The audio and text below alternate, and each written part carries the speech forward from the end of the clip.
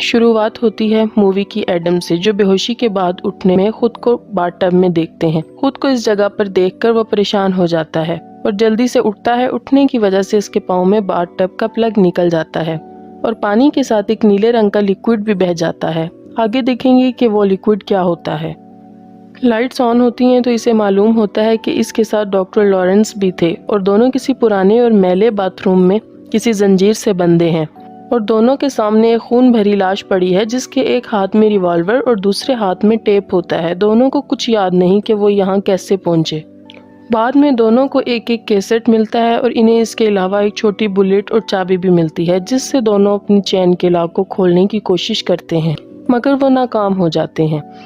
वो किसी और चीज़ की चाबी होती है। एडम डॉक्टर लॉरेंस की मदद से इस टेप को लाश के पास से उठा लेता है और दोनों एक दूसरे की कैसेट को सुनते हैं। कैसेट में इन्हें किसी आदमी की डिस्टॉर्टेड वॉइस सुनाई देती है, जो एडम को बताता है कि इसने काफ़ी लोगों की लाइफ को बर्बाद किया है, इन्हें सीक्रेटली रिकॉर्ड करके, और आज वो इसे एक मौका देता है अपनी लाइफ को सुधारने का। या तो वो भूख और प्यास की वजह से मर सकता है या हिम्मत करके यहाँ से निकल सकता है। वहीं सेम वॉइस डॉक्टर लॉरेंस को बताता है कि इसने अपनी लाइफ की अहमियत को कभी नहीं समझा। सालों से उसने अपने पेशेंट्स को डॉक्टर होने की वजह से मरने की खबर दी, और कैसा होगा जब वो खुद मरने की हालत में होगा। अगर वो अपनी बीवी और बच्ची को जिंदा देखना चाहता है तो इसे एडम को 6 बजे से पहले मारना होगा। अपने टास्क को कंप्लीट करने के लिए रूम में हर तरफ क्लू छपे हैं और इसे वो ढूंढना है। डॉक्टर लॉरेंस क्लू को समझने के लिए कैसेट फिर से चलाता है, जहां इसे सुनाई देता है फॉलो योर हार्ट, जो कि दूसरा क्लू होता है। इस क्लू के मुताबिक इसे हार्ट का निशान टॉयलेट टैंक पर नजर आता है। एडम को इस टॉयलेट टैंक में से लोहे को काटने वाली 2 आरियां और डॉक्टर लॉरेंस से खींचे हुए फोटोग्राफ्स मिलते हैं, और वो इन फोटोग्राफ्स के बारे में डॉक्टर को नहीं बताता। दोनों आरी की मदद से अपनी जंजीर को काटने की कोशिश करते हैं, मगर वो नहीं करता। गुस्से में एडम इस आरी को फेंक देता है, जिससे इसकी आरी और नज़दीक वाली दीवार का शीशा टूट जाता है। वहाँ डॉक्टर लॉरेंस भी कोशिश करता है जंजीर को काटने की, मगर वो नहीं काट पाता। इन्हें समझ आता है कि ये आरी जंजीर काटने के लिए नहीं, बल्कि इनके पैरों को काटने के लिए है। ये एक इम्तिहान है इनके लिए कि क्या वो खुद अपने पाँव की कुर्बानी दे सकते हैं। इस तरह के हालात देखने के बाद इन्हें याद आता है कि इन्हें कैदी बनाने वाला और कोई नहीं है, बल्कि जिगसॉ है, जिसने इन्हें एक मर्डर में फंसाने की कोशिश की थी कुछ माह पहले। अब हम देखते हैं मूवी फ्लैशबैक में जाती है। डॉक्टर लॉरेंस बताते हैं कि जिगसॉ इन लोगों को शिकार बनाता है जिनको अपनी लाइफ की अहमियत नहीं होती, जो दूसरों की लाइफ के साथ खेलते हैं। इनके हिसाब से जिगसॉ एक कातिल नहीं है। वो अपने शिकार को अपने हाथों से नहीं मारता, बल्कि वो अपने शिकार को एक गेम करके फिजिकल या साइकोलॉजिकल टॉर्चर करता है, जहां शिकार सरवाइव कर ले तो इन्हें लाइफ की अहमियत समझ आ जाए।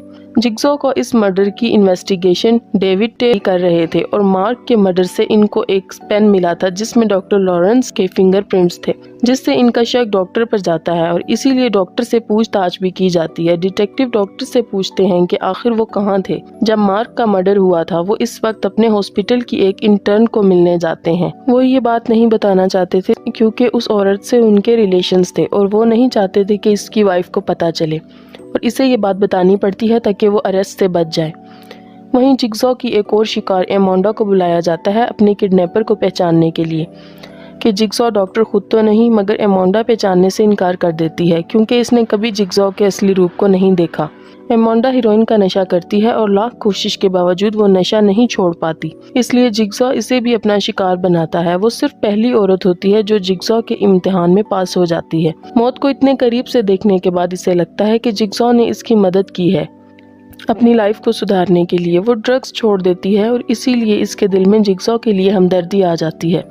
मूवी की कहानी फिर से एडम और डॉक्टर की तरफ जाती है, जहां इन्हें समझ आती है। इन्हें लगता है कि इन दीवार के ऊपर लगे हुए गिलास के पीछे से इनको कोई देख रहा है। कुछ देर के बाद बातों बातों में डॉक्टर लॉरेंस वॉलेट में से रखे हुए फैमिली का फोटो निकालते हैं और एडम को दिखाते हैं। एडम को डॉक्टर के वॉलेट में इसकी फैमिली का किडनैपिंग फोटो भी मिलता है। वो इसे छुपा कर रखता है ताकि इसे सदमा न लगे।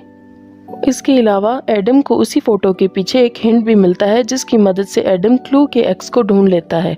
एक्स के मार्क से इन्हें एक रेड कलर का छोटा सा बॉक्स भी मिलता है, जिसमें एक सिगरेट लाइटर, एक फ़ोन के अलावा डॉक्टर के लिए एक नोट भी होता है, जिसे वो समझता है कि सामने पड़ी लाश का ब्लड पॉइजनस है। अगर वो चाहे तो सिगरेट को इस ब्लड से मिलाकर एडम को देकर इसे मार सकता है। मगर वो ऐसा नहीं करता और वो सिगरेट की वजह से एडम को मरने का ड्रामा करने को कहता है। मगर जिग्सॉ को पता चल जाता है और इनका प्लान फेल हो जाता है। वहीं डॉक्टर को उसी फ़ोन पर कॉल आता है जिससे उसे पता चलता है कि उसकी फैमिली को किडनैप करके रखा है।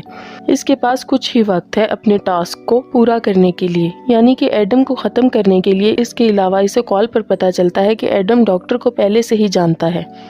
एडम फोटोग्राफ्स को दिखाते हुए डॉक्टर को बताता है कि इस पर नज़र रखने के लिए डिटेक्टिव टैब ने इसे पैसे दिए थे। दूसरों पर नज़र रखकर इनकी सीक्रेट फ़ोटो लेना ही इसका प्रोफेशन है। इनमें से एक फोटोग्राफ को ध्यान से देखने के बाद डॉक्टर को इनके हॉस्पिटल का एम्प्लॉय इनकी विंडो में दिखाई देता है। डॉक्टर को अब कंफर्म हो जाता है कि वही जिग्सॉ है जिसने इसकी बीवी और बेटी को किडनैप किया है, जो इस पूरे ऑपरेशन का मास्टरमाइंड है और जो उसी के घर से कैमरे की मदद से इन पर नज़र रखे हुए है।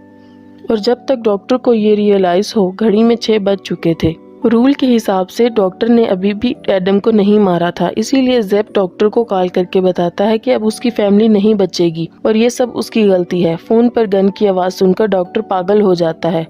इसके पास अब और कोई रास्ता नहीं होता, इसलिए रिवॉल्वर तक पहुंचने के लिए इसे अपने पाँव आरी से काटने पड़ते हैं और रिवॉल्वर से एडम को शूट कर देता है। वहीं ज़ेप डॉक्टर की फैमिली को आरी से काटने की कोशिश करता है, बट डिटेक्टिव टैब इन्हें बचा लेता है। ज़ेप वहां से किसी तरह भाग जाता है, मगर डिटेक्टिव इसका पीछा करते हुए इसी जगह पहुंचता है जहां एडम और डॉक्टर कैद हैं। डिटेक्टिव टैब ज़ेप को अरेस्ट करने की कोशिश करता है, पर फाइट में खुद ही मारा जाता है। डॉक्टर ने वक्त से पहले एडम को नहीं मारा था, इसलिए इट्स द रूल कहकर ज़ेप डॉक्टर को शूट करने ही वाला होता है कि एडम गन शूट के जख्म से रिकवर होकर ज़ेप पर अटैक करता है और इसे टॉयलेट के टैंक के ढक्कन से मार देता है।